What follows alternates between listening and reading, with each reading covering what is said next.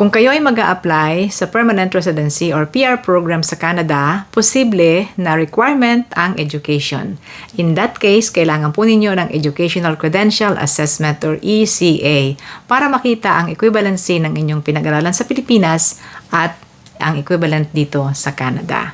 Ano po ba yung ECA? Paano gawin ito? Magkano ang bayad? Gaano katagal ang process?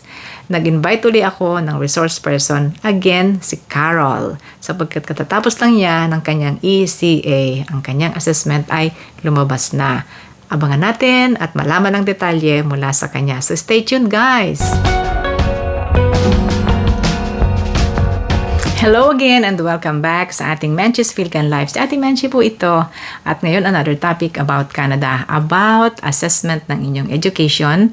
Ang ating pag-uusapan. Kung gusto nyo ang gantong topic guys, please continue watching and subscribe to my channel. Salamat po sa mga nakapag-subscribe na. At kung hindi pa, click the subscribe button below. Pwede rin kayo mag-follow sa aking Facebook page na Menchie's Philcan Live and you can join and also be a member of this channel. Gusto ko na nga pong pasalamatan ang ating mga channel members sa ngayon. Thank you kay Erwan Villanueva, kay Rad Dar, Joy Gabriel X, kay Pecto H, kay Nani, Marjorie Ramos, Marjo Jumento, kay Imelda Leal, Jen C, Ninette Lapira, kay Neri Castro, kay Marciano, and Nympha. Salamat sa inyong support sa aking channel. And ngayon, tuloy na tayo sa ating topic guys. In-invite ko po uli si Carol kasi last time, inyo siyang nakita sa aking video tungkol sa kanyang experience sa pagkuha ng English test na CELPIP. At kung gusto niyo mapanood ang video na yan, andyan lang po sa aking listahan o sa hanay ng aking mga videos. But today, in-invite ko siya uli para naman bigyan tayo ng pagsasalarawan kung paano niya ginawa ang kanyang Educational Credential Assessment or ECA sapagkat gusto niyang mag-apply sa isang PR program sa Canada na nangangailangan po ng education. May requirement na education. At para makita ng Canada Immigration yung level ng kanyang pinag-aralan sa Pilipinas, kailangan po muna ng report o result ng educational assessment niya. At ginawa niya ito through the WES, ang World Education Services. Ayan. So, heto na si Carol. Hello, Carol. Hello po. Okay, so, natapos na ang iyong assessment at ikaw ay nagpa-assess ng iyong education sa WES. WES, ang World Education Services. So, the purpose is immigration, right? Apo. Ayan. Okay, kwento mo naman sa amin kung papaano mo ginawa ang pagpapa-assess. Ano yung first step? Okay. Ang una po ay nag-sign up ako sa WES. Nagpunta ako sa website nila, wes.org. Kailangan po ng email. And then, hihingin po yung information ninyo. Yung inyo pong name, course ninyo, tsaka yung name ng school. Name ng school Apo. and your Course. kurso na tinapos. Itatype mo yun doon. Apo. Plus the school. So, is there a part na pag tinatype mo ay mag-pop up mismo yung school mo? Sa akin po, yung school ko po ay nag-pop up. Lumabas siya. Nakailang letters pa lang ako ay lumabas na. Nasa choices na po yung Sa aking. choices. So, i-click mo na lang yung choice na yon, Apo. yung school mo.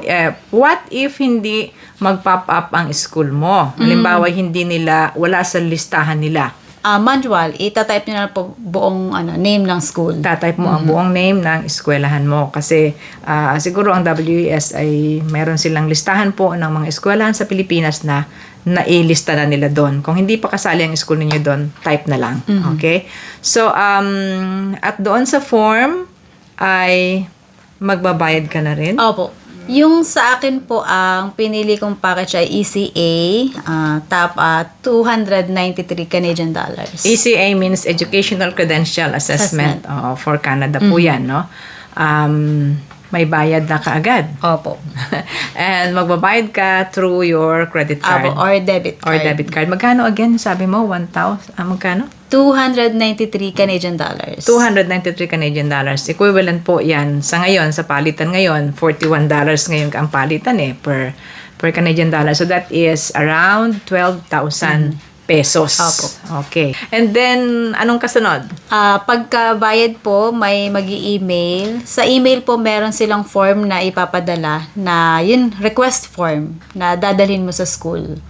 Okay, so yung email mong iniregister doon, agad may ipinadala sila. Apo. Okay, yung confirmation na nag-open ka ng profile mo, tapos Payment, confirmation ng payment, and then yung form, request form. yung request form ay ipiprint mo. Apo. At dadalhin. At dadalhin mo sa eskwelahan. Apo. At yun din po ay kasama sa ipapamail dito sa WS sa Canada. Okay. So, once na nakapaggawa ka na ng iyong profile doon sa WES, ay punta ka na sa eskwelahan mo. Apo. Ayun. Ngayon, kung malayo yung eskwelahan mo, pwedeng ibang tao ang Apo, gumawa. pwede po. Bibigay ka lang po ng authorization letter tsaka copy ng iyong ID. ID mo, plus yung form na ibinigay. Apo. So, ang WES nagpadala na po ng request form na ibibigay mo sa eskwelahan and instruction. Yes po. Okay. So, sa in your case, dahil hindi naman kalayuan yung school mo, pinuntahan mo yung Ako school. po ako pumunta. And then, pagpunta ko po doon, ang sabi ay a week before nila ma-release yung aking TOR. Transcript of record. Yun po yung hinihingi ng WES, transcript of records. Yan. So, babalikan mo, hindi po agad-agad ay hindi po. hindi ka pwedeng maghintay at maganda yun kung pinag-hintay ka.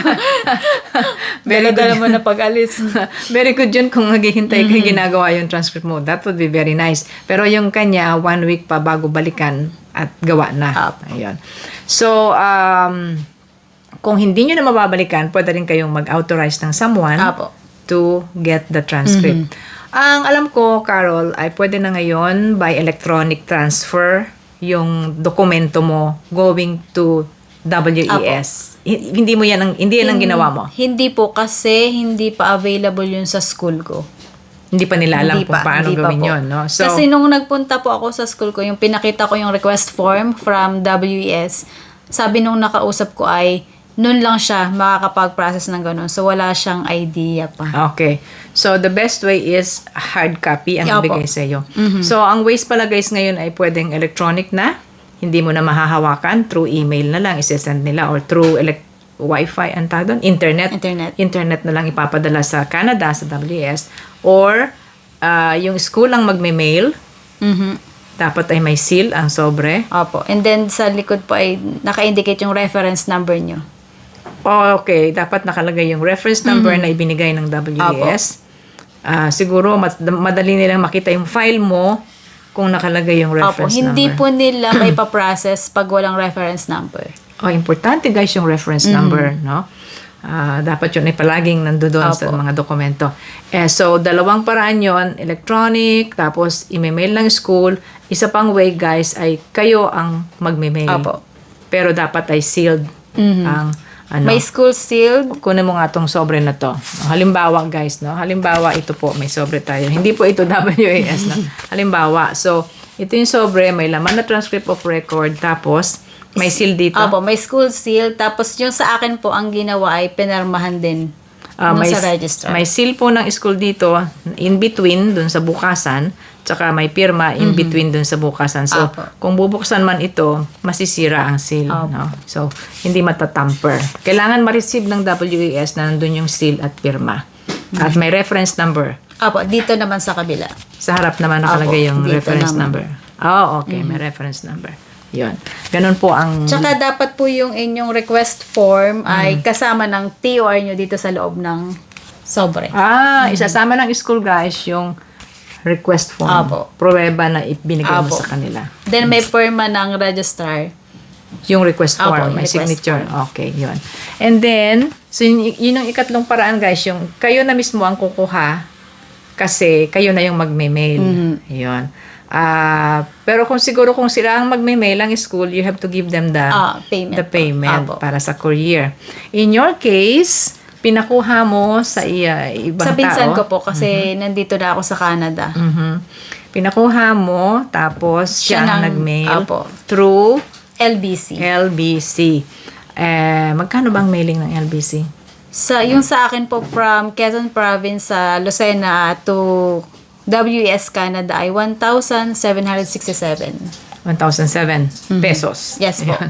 And then, gaano katagal bago nakarating sa Canada? So, pinadala ay July 4, na-receive ng WES ay July 11. July A week. 11. A week po bago na-receive ng WES. Ayun. Ang kasunod na ay paghihintay. Waiting. Waiting. Ang maganda doon, kinonfirm sa'yo, in-acknowledge Opo. na na-receive na nila ang iyong papeles. Yun ba ang medyo mahirap na parte yung... Opo. Kasi naano ko baka hindi ma-receive, may mali dun sa pinadalang mail. So, yun ang nasa isip ko. So, lagi ako nag-check. So, nung nakita ko nang, we receive your documents, ganyan. So, nakahinga na ako ng maluwag. Ayun na. Sabi ni Carol, ayun na. So, Carol, na-receive na, sapagkat may notice na sila sa iyo na na-receive na ng WES ang iyong school record. Ayun, feeling kontento ka na. Yes po. Ayan. And then the waiting is starting na naman. So, paghihintay, gaano katagal bago na-process? Na-receive po ng WES ay July 11. Tapos, nakuha ko yung result September 27. So, more than 2 months. More than 2 months. More than 2 months, guys. Pero sa kanilang, parang nasa website Opo. yata yun, sinasabi nila na 35 Working days. Hindi kasama po ang weekends and holidays. So, kung kukwentahin mo yon, almost 2 months yon, yung 35 working days na yon. Lumampas ng konti. Opo, lumampas. Oy, lumampas ng konti, pero okay na rin. Masaya na rin siya. Ayun. Okay, so, hindi pwede mag-follow up. Basta maghintay na lang, Hindi po. no? And then, kasunod, paano mo nalaman na meron ng resulta? May na-receive po akong email na may update dun sa aking document. So, nagpunta ako sa WES account ko. So, pag may result na. So, yung email talaga importante. Doon Opo. sila nagbibigay po ng notice, no? So, nasa email na meron ka ng resulta, punta na siya sa profile niya at nakita mo na ang result. Opo. Okay. So, i-reveal natin. Okay, i-reveal daw natin. Si Carol po, ang pinag-aralan niya sa Pilipinas ay 2 years college. Opo. No? At ang ina-expect niya na result ay high school diploma in Canada. Kasi guys, alam nyo, kulang po tayo dati ng 2 years sa ating basic education. Kaya grade 10 lang ang tinapos natin sa high school. Kung nag-aral ka ng 2 taon sa college, idadagdag nila dun yun sa high school.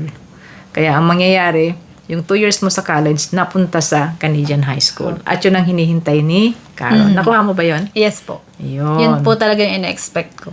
Yun ang ina-expect niya, guys. Ang high school diploma equivalent in Canada. At yan ang kailangan mo sa iyong PR application Yes po. na applyan mo. Yun. So, happy? Yes po, sobra. Sulit Sulit. yung 12,000. Sulit yung gastos tsaka yung paghihintay. Ayan. So, ito po ay sa WES. Kung kayo ay mag-a-apply sa IQAS, maaaring iba rin yung mga waiting time, iba rin yung mga procedure. Pero hindi naglalayo yan. Hindi po sila maglalayo. No? Okay.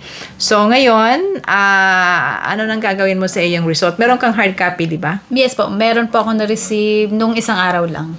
Mas huling dumarating, guys, yung hard copy in the mail. Apo. Kasi nag-iwan ka ng address kung saan dadalahin yung Opo. hard copy mo. So, kung nasaan man kayo, guys, kung saan nyo gustong ipadala yung hard copy, pwedeng kung nasa Pilipinas kayo or nasa abroad man kayo, pwedeng dyan dumating ang inyong result na nakalagay sa papel. Ayun. Ayan. So, ano nang kasunod? I-ready lang. Yes po, ready lahat ng requirements. Okay, kung kayo po ay katulad ni Carol na mayroong planong applyan na permanent residency program at may requirement na education, check na kailangan nyo ng ECA, Educational Credential Assessment, which you can do sa iba't ibang institution na allowed ng Immigration Canada. And in her case, WES ang kanya pong pinagpagawan ng assessment. So, yun guys, no? Congratulations, Carol, and Thank good you luck. po. Good luck sa iyo. At sa inyo rin, guys, kung kayo ay merong mga immigration program na ina-applyan sa Canada, you have to know kung kailangan ang WES or ICAS assessment para magawa nyo na ahead of time. May visa po ang result nito for 5 years. Okay? Good luck! Thank you po. Thank you. Thank you sa iyong pagbibigay na naman ng information. Sana ay napakinabangan ng ating mga viewers. Bye-bye po. Bye! Sana po nagustuhan niyo ang ating topic. At kung nagustuhan niyo po, please subscribe to my channel. Pwede rin po kayong mag-follow sa aking Facebook page na Menchie's Philcan Life. Salamat sa inyong panonood, guys. Pwede rin kayong mag-join and be a member of this channel, guys. And thank you sa ating mga channel members. Thank you kay Erwan Villanueva, kay Rad Dar, Joy Gabriel X, kay Pecto H, kay Nani, Marjorie Ramos, Marjo Jumento, kay Imelda Leal, Jen C, Ninette Lapira, kay Neri Castro, kay Marciano, and Nympha. Salamat sa inyong support sa aking channel. Si Ate Menchie po ito from Toronto. Salamat muli sa inyong panonood sa ating Menchie's Philcan Life. Bye everybody, and till next time.